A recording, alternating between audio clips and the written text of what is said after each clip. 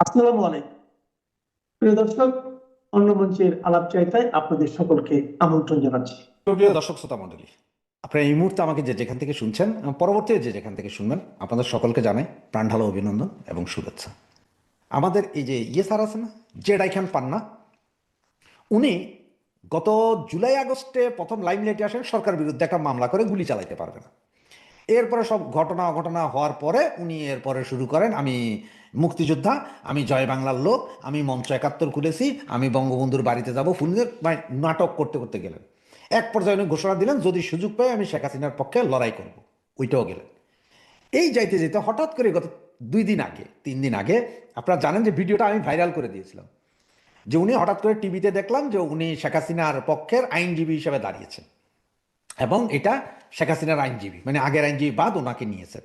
পরে খোঁজ দিয়ে জানতে পারলাম যে ওনার এই যত আপিল, মানে আইনজীবী হওয়ার জন্য যত কাগজপত্র সব নাজনীন নাজনীন নামে একজন আইনজীবী আছে, যে যার ভাই বর্তমানে একজন সাবেক মেজর জেনারেল সম্ভবত, ওনার ভাই এই নাজনীন হাসান, জিয়াউল হাসানের বোন, উনি সব ব্যবস্থা করেছেন যে উনি এখন শেখ হাসিনার পক্ষে যাবেন। তখন আমরা ফোন দিই আমাদের এক বোনের মাধ্যমে, সেই ফোনে প্রথমে কথা বলে এবং ওনাকে যখন বলা যায় আইসিটি কোড তো ভুয়া, শেখ হাসিনা বলছে আইসিটি কোড তো অবৈধ এসে, তখন উনি বলেন যে পারলে ঠেকাও আইসিটি কোড, মানে এমন একটা ভাব যে তোমরা পারলে ঠেকাও আইসিটি রে, মানে উনি সব বৈধতা দিয়ে দিচ্ছেন ওনার কথাবার্তায়। এই ভিডিও আমি ভাইরাল করি, পরে আমার ওই বোন দেয়, আরো অনেকে দেয়, হাজার হাজার শেয়ার হয়। এরপরে সম্ভবত উনি একটু বিপদে পড়ে গেলেন। আবার এইদিকে এবি পার্টির ওই যে এবি পার্টির যেই প্রেসিডেন্ট আছে মঞ্জুরুল হক মঞ্জু, উনি বলছিলেন যে আইসিটি কোর্টের হওয়ার জন্য, প্রধান হওয়ার জন্য তো জেডা খান পান্না নিজেই বহু চেষ্টা করছেন, যেটা মানে এখন আমাদের ওই যে আছে তাইজুল ইসলাম আছে, তাইজুল ইসলামের জায়গাটা উনি নেওয়ার চেষ্টা করছেন, পারেন নাই। এরপরে উনি এখন শেখ হাসিনার পক্ষের আইনজীবী হয়ে দাঁড়িয়েছেন। যখন এই ভিডিও ভাইরাল হয়ে গেল, যখন আমরা সব চিল্লাচিল্লি করা শুরু করলো, যখন সবাই গালাগালি করা শুরু করলো, তখন সম্ভবত ওনার আপনার একটু মাথা ঠিক হওয়া শুরু করছে। আবার এর দিকে সম্ভবত একটা হুমকি ধমকিও খাইছে, কারণ ওই যে নাজনীন হাসান যার কথা বললাম, তারে তাইজুল অলরেডি হুমকি দিছে যে ভাইয়ের পক্ষে বেশি কথা কইস না, উল্টা পাল্টা করলে তোরে জেলে ঢুকাই দেবো, তোর বিরুদ্ধে বহুত কমপ্লেন পাই। এগুলো সম্ভবত সব কিছু মিলে উনি একটা ভয়ও পাইছেন যে বাবারে, আমি যদি উল্টাপাল্টা কিছু করে দেয় তাইজুল যদি আমার আবার ঢুকাই দেয় ভিতরে। যদিও ওনার বিরুদ্ধে একটা মামলা হওয়ার পর সেই মামলা থেকে ওনাকে রক্ষা করেছিলেন সেই জামাতের শিশির মনি, মনে আছে তো আপনাদের, জামাতের শিশির মনি। আর ওই যে মঞ্জুলক মঞ্জুকে, এবি পার্টির প্রেসিডেন্ট, উনি হচ্ছে যে যেই আব্দুর রাজ্জাক জামাতের বিশাল বড় নেতা ছিলেন, যিনি জামাতকে ভাঙিয়ে এবি পার্টি করে দিয়েছিলেন পরে, সেই এবি পার্টির প্রধান, মানে আপনার ওই আব্দুর রাজ্জাকের লোক, ব্যারিস্টার আব্দুর রাজ্জাক চিনেন তাদের, সুতরাং তারা আমাদের চেয়ে আরো ভালো জানে যে কে কি করছে, কারণ যেহেতু জামাতের বি টিম এবি পার্টি। এগুলোর পরে হঠাৎ করে আজকে সকালে কি ঘোষণা দিলেন উনি, যে আমি শেখ হাসিনার পক্ষে উম, দাঁড়াবো না, কারণ শেখ হাসিনা নিজেই এই কোর্ট মানেন না, সুতরাং আমার পার্টি যদি না মানে, মানে শেখ হাসিনা যদি না মানে, তাহলে আমি এই কোর্টে দাঁড়ায় কি করবো। সুতরাং আমি কে ক্ষমা করে দিয়েন, অনেক আমারে পাগল বলে, অনেক অনেক রকম কথা বলে আমাকে পাগল করে দিন। আজকে ওনার এই বক্তৃতা, মানে ভিডিও লাইভ, উনি জয় বাংলা জয় বঙ্গবন্ধু দিয়েও শেষ করেছেন। তো কত হচ্ছে স্যার, আপনি এতদিন জানেন নাই, আজকে 9 মাস ধরে আমরা বলতেছি যে এই আদালত মানে না, এটা ক্যাঙ্গারু কোর্ট, এই আদালত মানে না। শেখ হাসিনা নিজে বলছে আই ডোন্ট কেয়ার, বিভিন্ন ইন্টারন্যাশনাল পত্র পত্রিকাতে আসছে উনি ক্যাঙ্গারু কোর্ট বলছেন। এরপরও আপনি জানেন নাই, আপনি আজকে জানছেন স্যার, মস্কারি করেন স্যার। উনি নাটক, উনি নাটক রে, ওনার নাটকের আর শেষ নাই। আসলে উনি কি চাইছিলেন জানেন, যে শেখ হাসিনা এখন ইন্টারন্যাশনালি সমস্ত মিডিয়াতে আছে, আর ইন্টারন্যাশনাল মিডিয়া থাকার কারণে যদি এটা চালানো যায়, এটা একটা প্রচার করা যায়, তাহলে উনিও একটা ইন্টারন্যাশনাল মিডিয়া ব্যক্তিত্ব হয়ে যাবেন। উনি বুঝে গেছেন আওয়ামী লীগ বেশি সময় নেই, যে কোনো মুহূর্তে দাঁড়াইবো আইবো। এরপরে যদি ওনারা যদি ব্যারিস্টার সাহেবেরও যদি কখনো আইনমন্ত্রী করে দেওয়া হয়, বা ব্যারিস্টার সাহেবের যদি আওয়ামী লীগের বিশেষ পোস্ট দিয়ে দেওয়া হয়, প্রেসিডিয়াম সদস্য বানায় দেওয়া হয়, এইসব চিন্তাভাবনা থেকে এই বুড়িটা ভীমরতি ধরছিল। আর ভীমরতিটা ধরা খাইলো যখন আমরা সবাই, আপনারা সকলে মিলা শুরু করলেন ওনার ওই ভয়েস রেকর্ডটা ফাঁস করে দেওয়ার। এখন উনি নতুন নাটক, যে উনি শেখ হাসিনার পক্ষে না, উনি জয়, টিউলিপ, তারপরে ববি, পুতুল, এদের পক্ষে দাঁড়াবেন দুদকের বিরুদ্ধে। যে দুদকের আইনজীবী যদি উনি হইতেও না পারেন এদের পক্ষে, এদের পক্ষে যে আইনজীবী আছেন তার পক্ষ হইয়া উনি আইনি লড়াই চালিয়ে যাবেন বা আইনের পরামর্শ দিবেন। তো তোমার কাছে কি বেটা কেউ চাইছে নাটক করো, খালি নাটক। তো এই নাটকগুলো করছে। আর এদিকে আরেকটা জিনিস দেখেন, গত 2 দিন ধরে টিউলিপ সিদ্দিকীর বিরুদ্ধে যে মামলা করছে বাংলাদেশে এই দুদু বাইয়ে, এগুলা নিয়ে সারা ব্রিটেনে একটা হই হই রইল। সরকারি দল, বিরোধী দল, ছোট দল, বড় দল সব এক হয়ে গেছে। সবারই কথা হচ্ছে যে টিউলিপের বিরুদ্ধে যা হচ্ছে এগুলা ঠিক না, এটা অবৈধ কোড। এবং সেইখানে সবচেয়ে বড় কথা কি জানেন? সবচেয়ে বড় যে ব্যাপার সেটা হচ্ছে যে তার পক্ষে এখন এই যে ডেভিড বার্গম্যান, জামাতের আইনজীবী, উনিও প্রবন্ধ লিখে ফেলছেন। এরপরে আপনার জামাতের আরেকজন আইনজীবী, যেটা যে 2011 সালে যখন আইসিটি করা হয়, জামাতের পক্ষে যে আইনজীবী ছিলেন জন কেমি, উনিও এখন টিউলিপের পক্ষে। এরপরে আছে আরও 6 জন। তো আরও 6 জনের মধ্যে যেমন ডোমিনিক কেসি আছে, অ্যাটর্নি জেনারেল যিনি। এরপরে আপনার গত সরকারের, ব্রিটেনের গত সরকারের আপনার বিচারমন্ত্রী, আইন ও বিচারমন্ত্রী ডেভিড গব আছে, রবার্ট সাহেব আছে। এরকম 6 জন আইনজীবী যারা ব্রিটেনের সর্বোচ্চ পদকধারী। আগে ছিল রানী পদক, এখন হচ্ছে রাজারা পদক দেয়। মানে এরা 6 জন ব্রিটেনের সর্বোচ্চ পদকধারী। এবং এরা যদি শুধু ব্রিটেন নয়, পৃথিবীর যে কোনো কোর্টে যার পক্ষে দাঁড়ায়, কোন একটা পক্ষে যদি দাঁড়ায়, জাস্টিস তখন কথা বলতেও ভয় পায়। তার কারণ জাস্টিস বুঝে যে এরা যখন দাঁড়াইছে এই কোর্টে তাদের পক্ষেই যাবে রায়, কারণ তারা জেনে শুনে দাঁড়ায়, তারা অনেক গবেষণা করে এগুলো দাঁড়ায়, তারা যত্রতত্র দাঁড়ায় না। আমাদের উকিলদের মতো না যে ওই যে 200 টাকা দিলে এই পক্ষে, 300 টাকা দিলে ওই পক্ষে না। এইখানের এটা। আর এদের আজকের গার্ডিয়ানের, আজকে মানে গতকালকের গার্ডিয়ানে যে ইন্টারভিউ নিছে এইসব অ্যাডভোকেটদের, ওরা সরাসরি বলছে যে টিউলিপ সিদ্দিকী এই দেশের নাগরিক, মানে ব্রিটেনের নাগরিক। উনি জন্ম এখানে, এখন পর্যন্ত এখানে, এখানের মন্ত্রী ছিলেন, এইখানের সংসদ সদস্য, এইখানের ছিলেন। উনি তো পলাতক না, ওনাকে তো পাওয়া যায়। পলাতক কেন বলবেন? ওনার ব্যাপারে কোনো চিঠি বা কিছু হইতে হলে, ওনারা ডাকাইতে হলে আপনার ব্রিটিশ অ্যাম্বাসিতে বলবেন, ওরাই করে দিবে সব ব্যবস্থা, ওরাই উকিল দিবে সব। তা না করে আপনার পলাতক দেখে একটা রায় দিয়ে দিবেন, মস্কারি। কিন্তু এগুলো নিয়ে একটা হইচই এখানে। সরকার বিরোধী দল সবাই এক পক্ষ হয়ে গেছে, সবাই টিউলিপের পক্ষে। কারণ এটা ভাই ব্রিটিশ নাগরিক, এটা আমার আপনার মতো ফালতু না যে আমরা ওই যে বাংলাদেশি নাগরিক মামলা কইরা দিলেন, এটা ব্রিটিশ নাগরিক। এখানে আপনার মস্কারি চলে না। এবং উনি প্রভাবশালী, এখানকার মন্ত্রী ছিলেন, উনি এমপি এখনো রানিং। সুতরাং ওনার লোকে মস্কারি করবেন আপনি চাইলে, তারপরে চাইলে ডোনাল্ড ট্রাম্পের বিরুদ্ধে কালকে মামলা করবেন যে ডোনাল্ড ট্রাম্প বাংলাদেশের সব করে বলেছে, এরকম মামলা করতে পারবেন না।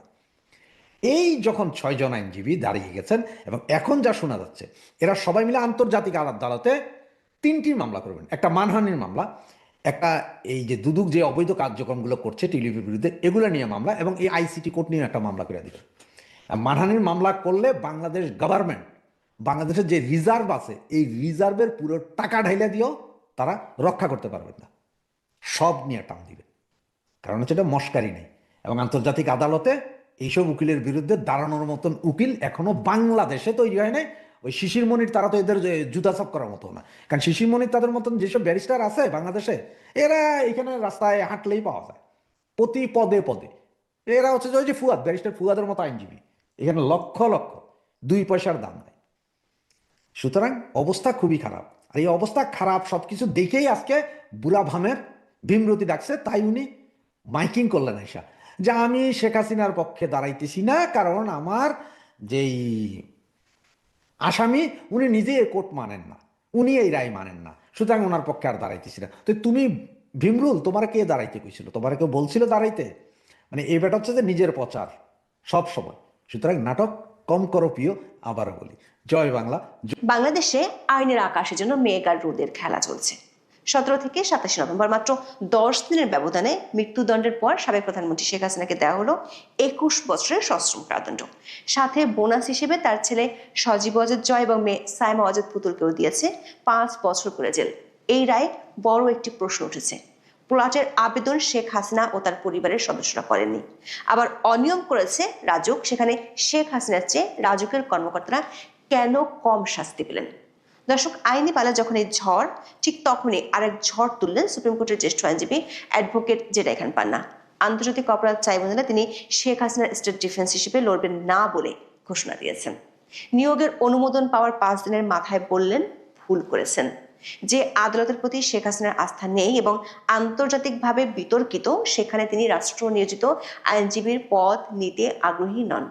আইন বিশেষজ্ঞরা বলছেন আইসিটি নিয়ে আস্থার সংকট বাড়িয়ে দিলেন জেডাই খান পান্না। কারণ জনাব পান্না যে অভিযোগ তুলে সরে গেলেন, একদিন আগে সেই একই অভিযোগ এসেছে আটলান্টিকের ওপার থেকে।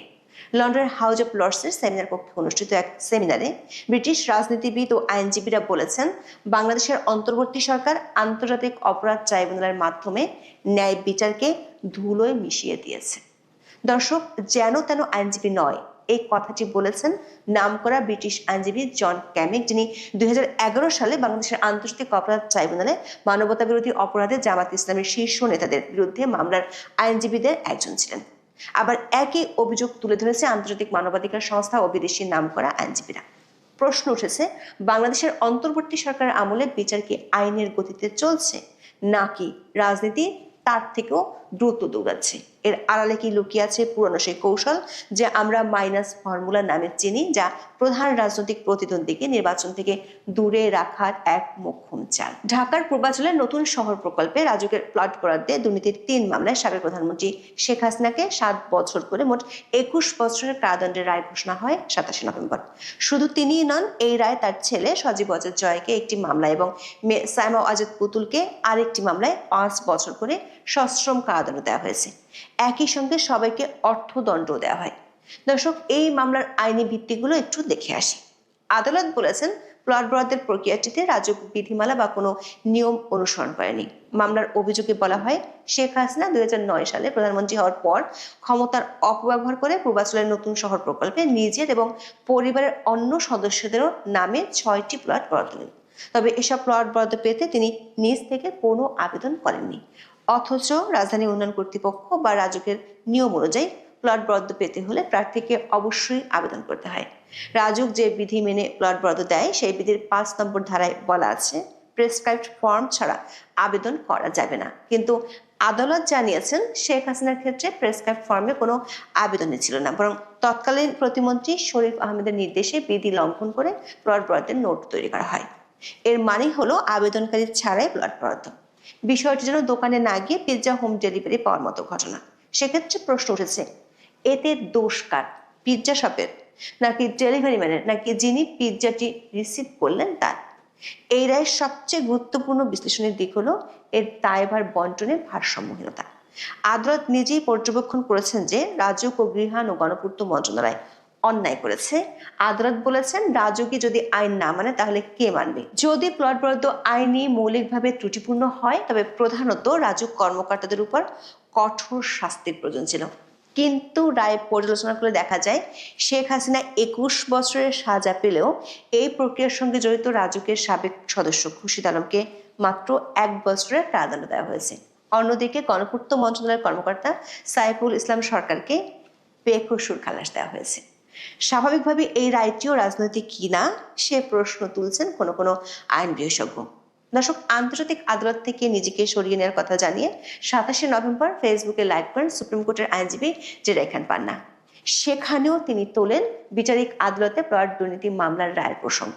বলেন, যেখানে শেখ হাসিনা আবেদনই করেননি সেখানে তাকে দণ্ড দেওয়া অসম্ভব। এই মামলার বিরুদ্ধে উচ্চ আদালতে আপিলে যুক্ত থাকার আগ্রহ জানান এই জ্যেষ্ঠ আইনজীবী। দর্শক, আইসিটিতে এক মামলায় মৃত্যুদণ্ড পাওয়ার পর 10 দিনের ব্যবধানে এবার বিচারিক আদালত থেকে কারাদণ্ড পেলেন শেখ হাসিনা। তবে এটি নিয়ে তেমন কোনো আলোচনা নেই চারদিকে।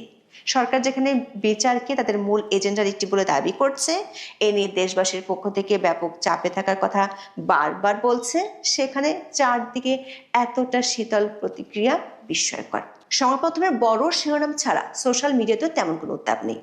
এমনকি সরকার ঘনিষ্ঠরা খুব একটা গুরুত্ব দিচ্ছেন না। সারাদিন তারা ব্যস্ত আছেন অন্য বিভিন্ন ইস্যুতে, বরং এর চেয়ে ব্যাপক প্রচার পাচ্ছে আইসিটি থেকে জেডাই খান পান্নার সরে আসার ঘোষণা। আন্তর্জাতিক অপরাধ ট্রাইব্যুনালে শেখ হাসিনার বিরুদ্ধে মানবতা বিরোধী অপরাধের মামলায় তার স্টেট ডিফেন্স হিসেবে নিয়োগ পাওয়ার কথা ছিল জ্যেষ্ঠ আইনজীবী জেডাই খান পান্নার। কিন্তু ফেসবুক লাইভে এসে সবাইকে অবাক করে দিয়ে সরে দাঁড়ানোর ঘোষণা দিলেন অ্যাডভোকেট পান্না। শুধু সরে যাওয়ার ঘোষণাই দেননি, সাথে কারণ হিসেবে তুলে ধরেছেন গভীর আইনি ও নৈতিক প্রশ্ন।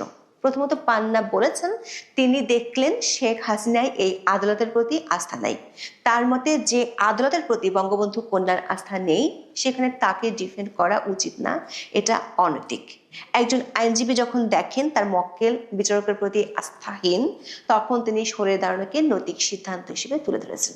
ট্রাইব্যুনালে শেখ হাসিনার বিরুদ্ধে মামলার বিচার এবং মৃত্যুদণ্ডের রায় নিয়ে আন্তর্জাতিক অঙ্গনে ব্যাপক সমালোচনার প্রসঙ্গ তুলে ধরেন পান্না। আদালতের সঠিক উপায়ে অভিযুক্তকে ডিফেন্ড করার অবস্থা আছে কি না তা নিয়েও জানান সংশয় করেন এমন অবস্থায় মামলা জড়িত হয়ে কোনো লাভ নেই। দর্শক, অ্যাডভোকেট পান্নার এই পদক্ষেপ বিচারিক প্রক্রিয়ার উপর একটি বড় প্রশ্ন এঁকে দিল। আইসিটি এমনিতে গত সরকার আমল থেকে আন্তর্জাতিকভাবে সমালোচিত একটি আদালত। সেখানে একজন সিনিয়র আইনজীবীর এভাবে সরে দাঁড়ানো এবং তার মক্কেলের অনাস্থাকে কারণ হিসেবে দেখিয়ে বিচার বিভাগের নিরপেক্ষতাকে সরাসরি চ্যালেঞ্জ করা একটি বিশাল নৈতিক ও রাজনৈতিক বিবৃতি হিসেবে ধরে নেওয়া যেতে পারে। কারণ অ্যাডভোকেট পান্না প্রশ্ন ছুড়ে দিয়েছেন, জনগণ দেখেন কতখানি আস্থাশীল বিচার বিভাগের প্রতি। দর্শক, জেরা খান পান্না এমন এক সময় এসব গুরুতর অভিযোগ তুলে সরে দাঁড়ালেন যখন আইসিটি নিয়ে সমালোচনার পাহাড় দেখা যাচ্ছে আন্তর্জাতিক মহলেও। এই রায় বাংলাদেশের বিভাজনকে আরো উস্কে দিতে পারে বলে আশঙ্কা করছে প্রভাবশালী মানবাধিকার সংস্থাগুলো। বিচার প্রক্রিয়া গুরুতর দুর্বলতার অভিযোগ তোলা হয়েছে। সমালোচনার মিছিলে যোগ দিয়েছে অন্তর্বর্তী সরকারের ঘনিষ্ঠ হিসেবে পরিচিত আন্তর্জাতিক সংস্থাগুলো। হিউম্যান রাইটস ওয়াচের মতো প্রভাবশালী মানবাধিকার সংস্থা শেখ হাসিনাকে বাংলাদেশে প্রত্যার্পণ না করার জন্য ভারতের প্রতি সরাসরি আহ্বান জানিয়েছে। জাতিসংঘ বলছে অভিযুক্তদের অনুপস্থিতিতে বিচার করে মৃত্যুদণ্ড দেওয়ার কারণে আন্তর্জাতিক মান ক্ষুণ্ণ হয়েছে। আবার শেখ হাসিনার মৃত্যুদণ্ডের রায়কে চ্যালেঞ্জ করে জাতিসংঘে যাওয়ার ঘোষণা দিয়েছে ইন্টারন্যাশনাল কাউন্সিল অফ জুরিস্টস। রায় নিয়ে অ্যামনেস্টি ইন্টারন্যাশনালের প্রশ্ন তুলেছে। আন্তর্জাতিক সম্প্রদায়ের এসব উদ্বেগ মূলত ন্যায্য বিচার বা ফেয়ার ট্রায়াল নিশ্চিত করে এবং বিচারিক প্রক্রিয়ার পদ্ধতিগত ত্রুটিগুলো নিয়ে।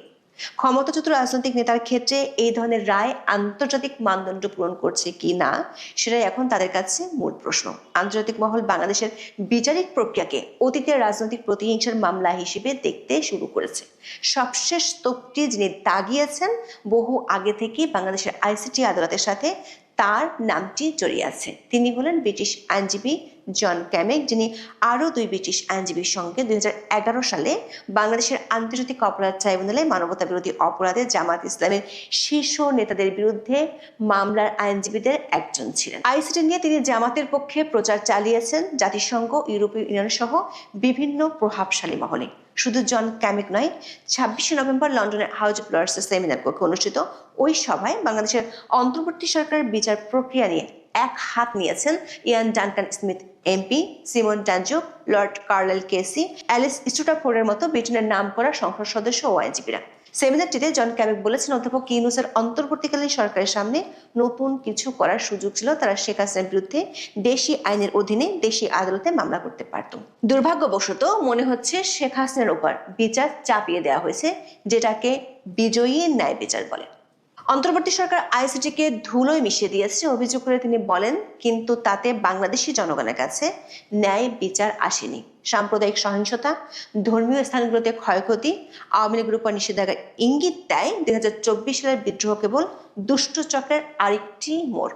অন্তর্বর্তী সরকার পরে কার্যকরভাবে আরেকটি একদলীয় সরকার হওয়ার সম্ভাবনা তৈরি হচ্ছে ফেব্রুয়ারি নির্বাচনের মাধ্যমে। বাংলাদেশে মতবিরোধ যত ব্যাপক হবে, জাতি তত বেশি অস্থির ও হিংস্র হয়ে উঠবে বলেও সতর্ক করেন ব্রিটিশ আইনজীবী জন ক্যামেক। বলেন, দেশ অস্থিতিশীল হলে বিনিয়োগ কমবে, আর কম প্রবৃদ্ধি দারিদ্র্য সৃষ্টি করে, যা ভিন্নমত বৃদ্ধি করে এবং চক্রটি সর্পিলভাবে নিচে নেমে আসে, যতক্ষণ না পরবর্তী সংকট দেশকে আরো অস্থিরতার মধ্যে ফেলে। দর্শক, শুধু বিচার নিয়ে অসন্তোষী নয়, আটলান্টিকের ওপারের এই সেমিনার থেকে আরো একটি বার্তা অধ্যাপক ইউনূসের জন্য দেওয়া হয়েছে। সেটি হলো, নির্বাচনটা যেন সবার জন্য হয়।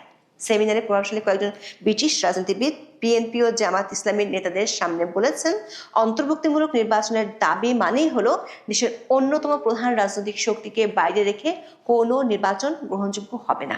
যে বার্তাটি এরই মধ্যে কমনওয়েলথ সহ অনেকেই সরকারকে দিয়েছেন। দর্শক, একদিকে বিচার প্রক্রিয়া নিয়ে আন্তর্জাতিক মহলের বড় বড় প্রশ্ন, ঠিক তার মধ্যে নৈতিকতা ও ন্যায় বিচার নিয়ে প্রশ্ন তুলে সরে গেলেন জেরা খান পান্না। বিষয়টি এমন এক সময় হচ্ছে যখন সরকার বলছে বিচার ও নির্বাচন দুটোই তারা করবে, কিন্তু সেই নির্বাচনের গ্রহণযোগ্যতা নিয়ে সরকারের মিত্ররাই প্রশ্ন তুলছে। ব্যাপারটা অনেকটা সেই রোলার কোস্টারের মতো, যার ব্রেক ফেল করেছে। কখন কোথায় গিয়ে থামবে কেউ জানে না। সামনে হয় রাষ্ট্র সংস্কার হবে, না হয় অস্থিরতা বাড়বে। তবে সামনে যাই হোক, দেশের অস্থিরতা বাড়াতে সিদ্ধহস্ত সরকারের জন্য যে আপাতত অস্বস্তি তৈরি হয়েছে সেটা বলাই বাহুল্য। পৃথিবীতে কিছু কিছু সত্য কথা আছে যেগুলা সবসময় ফলে। প্রকৃতি কখনো কাউকে ছেড়ে দেয় না, প্রত্যেককে প্রকৃতির আদালতে দাঁড়াতে হয়। আপনি যা করবেন, আপনার কর্মফল পৃথিবীতে কিছুটা ভোগ করে যেতে হবে। খালেদা জিয়া যেই অন্যায় করেছে, যেই অপরাধ করেছে, আপনারা দেখেছেন তার হাতের দিকে তাকিয়ে তার হাতগুলো কেমন অস্বাভাবিক হয়ে গেছে, তার হাতের আকৃতি কেমন একটা থাকে না, স্বাভাবিক আকৃতি তো এরকম হাতের, কিন্তু তার হাত এরকম হয়ে গেছে, বেঁকা হয়ে গেছে, ফুলে গেছে, হাতের মাথাটা দেখলে কেমন ভয়ঙ্কর ভয়ঙ্কর মনে হয়। এগুলা কি স্বাভাবিক কোনো নজির? আমার মনে হয় না। কারণ তিনি এই দু হাত দিয়ে যেভাবে সাধারণ মানুষকে নির্যাতন নিপীড়নের শিকার বানিয়েছেন, যেভাবে তার দুই হাতের কলমের খুঁচা ইশারায় বিরোধী দলকে মেরে ফেলার জন্য গ্রেনেড হামলা করা হয়েছিল, যেভাবে এই হাতের ইশারায় 21 বার শেখ হাসিনাকে হত্যার ষড়যন্ত্র করেছিলেন, এগুলা প্রকৃতির বিচার। আপনারা কে কিভাবে নেবেন আমি জানি না, বাট আমার কাছে কেন জানি মনে হয় শেষ সময়ে এসে তার উপর যে তার শারীরিক আকৃতির পরিবর্তন হয়েছে, এটা একটা প্রকৃতির বিচার। তার বয়স কত, 80-র উপরে বা 90-এর কাছাকাছি। জীবনের শেষ লগ্নে এসেও তিনি মেকআপ নিতে ভুলেন না। তিনি এখনো সেই ভুতুরে মেকআপ নিয়ে বের হন, এখনো লাল চকচকে টকটকে শাড়ি পরেন। সে নাকি আপসীন নেত্রী, যে নেত্রী গণতন্ত্রকে ধর্ষণ করেছে বলতে গেলে সে নাকি আপসীন নেত্রী। আপনাদের বুদ্ধি, আপনাদের বিবেক, আপনাদের মেধা কোথায় আসলে আমি বুঝি না। যেমন বিএনপি অথর্ব, ঠিক তেমন তাদের কর্মী সমর্থকরা কিভাবে বলতেছে আপসীন নেত্রী, তাকে নিয়ে নাকি বিশ্বের বিভিন্ন বিশ্ববিদ্যালয়ে পড়াশোনা করা হবে। মানে ফাতরামির একটা লেভেল থাকে, তাই তো? তাকে নাকি নোবেল দেওয়া হবে। যাই হোক, নোবেল দিক, আমরা দেখতে চাই বাংলাদেশে এক নোবেল জয়ীর নেতৃত্বে বাংলাদেশের আকাশ ভরা তারা এখন শেষ সময়ে এসে আরেকজন প্রত্যাশা করেছেন 3টা আসন থেকে নির্বাচন করবেন, সেই বেগম জিয়া। তাকে যদি আরেকটা নোবেল দেওয়া হয়, 2 নোবেলে বাংলাদেশ জ্বলে পুড়ে ছারখার হবে না? নাকি আরেকটা লাগবে? আরেকটা যদি লাগে সেই ক্ষেত্রে আমি জোর দাবি জানাবো, এটা অবশ্যই অবশ্যই নাহিদ ইসলামকে দেওয়া হোক, জঙ্গি উত্থানের নায়ক। তাকে দেওয়া হোক। 3টা নোবেল হইলে মোটামুটি বাংলাদেশের 64টা জেলা, 1,47,570 বর্গ মাইল ভূখণ্ড, এটা জ্বলে পুরো ছারখার হয়ে যাবে। এখানে আর কিছু লাগবে বলে আমার মনে হয় না। যাই হোক, আরেকটা প্রসঙ্গে আসি। শেখ হাসিনার প্রত্যাবর্তন ইস্যুতে ভারতকে চিঠি দিয়েছে বর্তমান অন্তর্বর্তীকালীন সরকার, এবং আমাদের পররাষ্ট্র উপদেষ্টা তৌহিদ হোসেন, জমির দালাল, সে বলেছে এই ইস্যুতে ভারত এখনো কোনো জবাব দেয়নি। তার কয়েক ঘন্টার ব্যবধানে ভারতের পররাষ্ট্র মন্ত্রণালয়ের যে মুখপাত্র রণধীর জয়সওয়াল, তিনি বলেছেন শেখ হাসিনাকে দেশে ফেরানোর অনুরোধ খতিয়ে দেখছে ভারত। এটা হচ্ছে একটা কূটনৈতিক ভাষা, এবং এই স্টেটমেন্ট দেখার পর বাংলাদেশের বিহারি পল্লীতে অনেকটা সুখের মাতম চলতেছে। শোকের মাতম না, সুখের মাতম। মানে তারা সুখী হয়েছে, তাদের অর্গাজম হয়েছে, তাদের মধ্যে একটা উচ্ছ্বাস উদ্দীপনা দেখতে পাচ্ছি, তাদের মধ্যে একটা আনন্দ উৎসব দেখতে পাচ্ছি। ভারত নানাবিধ সমস্যার মধ্যে আছে, তারা ভেবে নিয়েছে শেখ হাসিনাকে ভারত ফেরত দেবে, আর বাংলাদেশে শেখ হাসিনাকে এনে তারা ফাঁসির দড়িতে ঝুলাবে। যেই অবৈধ সরকার, তার যে অবৈধ ট্রাইব্যুনাল, তার অবৈধ সব বিচার ব্যবস্থা, সব কিছু অবৈধ। 5 কোটি বাঙালির নেত্রীকে ফাঁসির কাছে ঝুলাবে। আচ্ছা, ধরে নিলাম ভারত বাংলাদেশে শেখ হাসিনাকে ফেরত দিল, এই সরকারের সামর্থ্য আছে শেখ হাসিনাকে ফাঁসির কাছে ঝুলাবে? বাংলাদেশ আওয়ামী লীগের যেই কর্মী সমর্থকরা আছে এখন পর্যন্ত উত্তপ্ত আগ্নেয়গিরি হয়ে আছে। অগ্নুৎপাত এখনো ঘটেনি, শেখ হাসিনার একটা ইশারা অগ্নুৎপাত ঘটে যাবে। আর অগ্নুৎপাত ঘটলে এই লাভায় জ্বলে পুরো ধ্বংস হয়ে যাবে এই সরকার। যদি শেখ হাসিনা বাংলাদেশে ফিরে আসেন, তাকে যদি এই ট্রায়ালে অন্তর্ভুক্ত করে ফাঁসির কাছে ঝুলানোর প্রচেষ্টা চালানো হয়, এই 5 কোটি সমর্থক কি বসে বসে আঙুল চুষবে? তারা কি বসে বসে দেখবে তাদের আস্থা, ভালোবাসা, আবেগ, বিশ্বাস, শ্রদ্ধার জায়গা বঙ্গবন্ধু কন্যা শেখ হাসিনার ফাঁসি হবে? আর সে বঙ্গবন্ধুর কন্যা, এই দেশের স্রষ্টা, এই জাতির স্রষ্টা, তার কন্যার ফাঁসি হবে বাংলার মাটিতে, আর বাঙালি চেয়ে চেয়ে দেখবে? শেখ হাসিনা তো গণমানুষের নেত্রী, জনমানুষের নেত্রী। শেখ হাসিনা খালেদা জিয়ার মতো তো কর্পোরেট নেত্রী না। এত খুশি হওয়ার কারণ নাই। ভারত ফেরত দিচ্ছে না, এটা কূটনৈতিক ভাষা। কূটনৈতিক ভাষা বোঝার জন্য ডক্টর ইউনূসকে বললেন আরো কিছুদিন পড়াশোনা করতে, উনি তো এখনো কূটনৈতিক ভাষা বুঝেন না। যাই হোক, রাজাকারের বাচ্চাদের অর্গাজমের জন্য যতটুক প্রয়োজন ততটুক তারা পেয়েছে, সেটা নিয়ে তারা অর্গাজম করে শান্তি পাক, এইটা তারা প্রত্যাশা করে। কারণ দীর্ঘ 15 মাসে অর্গাজম ঘটানোর মতো কোনো ঘটনা আসলে তাদের চোখের সামনে ভাসে নাই, সেই জন্য তারা এটা নিয়ে অনেক বেশি উৎসাহ দেখাচ্ছে, অনেক বেশি আনন্দ পাচ্ছে। পেতে থাক। বাংলাদেশের বিহারি পল্লীর রাজাকারদের জন্মভূমি পশ্চিম পাকিস্তান। পাকিস্তানের যে পিটিআই এর প্রধান, সম্ভবত ইমরান খান, সাবেক প্রধানমন্ত্রী, তাকে নাকি জেলে হত্যা করা হয়েছে। তার পরিবারের সাথে কাউকে তাকে যোগাযোগ করতে দেওয়া হচ্ছে না। একাধিক তথ্য পেলাম, সেখানে ইমরান খানের যে দল, তার সমর্থকরা সেই কারাগারের সামনে নাকি বিক্ষোভ করতেছে। একটা উত্তাল পরিস্থিতি হয়ে গেছে, এবং এটা নিয়ে অনেকেই বলছে এটা ভারতের চক্রান্ত, বেলুচিস্তানের চক্রান্ত। কিন্তু আলটিমেটলি যদি চক্রান্ত হতো, তবে ইমরান খানের সাথে তার পরিবারকে দেখা করতে দেওয়া হচ্ছে না কেন? শুনেছি সেনাবাহিনী মোতায়েন করা হয়েছে। দেখা যাক কি হয়। দক্ষিণ এশিয়া একটা উত্তপ্ত পরিস্থিতির দিকে আগাচ্ছে ধীরে ধীরে। এখানে অনেক বড় কিছু ঘটবে। আপনারা অনেকে আমাদেরকে গালি দেন যে হয় না কেন, হয় না কেন, ভালো সংবাদ কবে আসবে?